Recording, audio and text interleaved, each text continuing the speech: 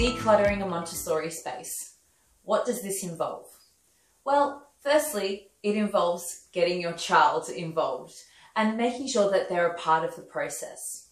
Secondly, you need to put all your toys and activities in one big pile. Now, I know your piles are going to be a lot bigger than this, but just for this video, I've selected a few activities that we'll sort through together.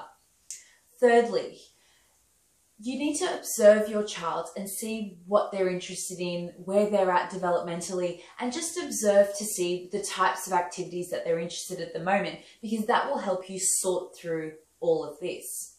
Fourthly, we need to firstly get rid of anything that's broken, has missing pieces, or is just not working anymore. So let's do that. Over here we have quite a large puzzle.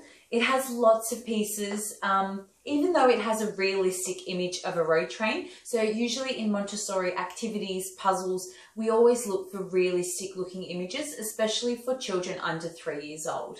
It's really important that they base their reality on what they see around them. So unfortunately though, a lot of the pieces are broken, the pictures come off, and we are missing some. So I'm going to put that straight into the garbage pile. Along with this, we're missing all the pieces. It's also plastic. We tend to stay away from using any plastic in a Montessori environment. So you want to make sure that the materials are made from natural materials, wood, anything that has sensory or texture to it is always a plus. So we'll put that one in the garbage. The famous etch and sketch. Now, some of you might be asking the question, well, my child really loves it. Do I really have to get rid of it or put it away if it's plastic and it's not Montessori? Well, you know, that's a decision that you have to make for your child. And you might think, you know, they really love it. They're really using it a lot. Why don't I just put it in a space adjacent to their Montessori area? So it could be in the playroom in another section, or, you know, it could be put away and then brought out again later. But for the purposes of this video, I'm going to donate this one to charity, and we'll find some other interesting activities that we can keep out in our Montessori space. Okay, so something like this. It's a texture board. It has all different types of textures: Velcro, carpet, corrugated cardboard, and then it's also a matching activity. So this is great for sensory exploration. You can also turn it into a language activity, so learning all the names of the different fabrics. So we're going to keep this one out. Again, we have a realistic puzzle. All the pieces are there. It's quite simple. The pieces are large. So the cement mixer looks like a cement mixer. So we're definitely going to keep these puzzles out.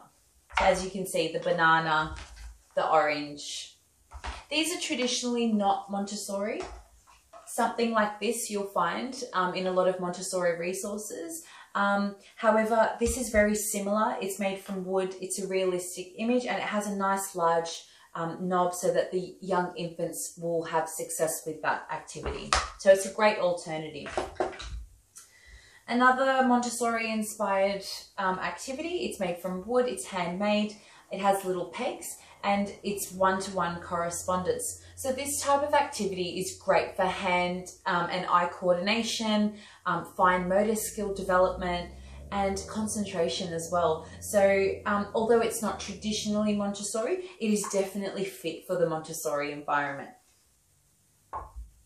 These little bags will come in handy. We can use them as a little sensory bag, putting different textured items into it. We can also use it for an opening and closing activity, which is what I can show you later on. So we'll put that into our store for rotation so that we can set that activity up for later. A material ball, it's got a nice fabric to it, sensory, we can keep that for our infants.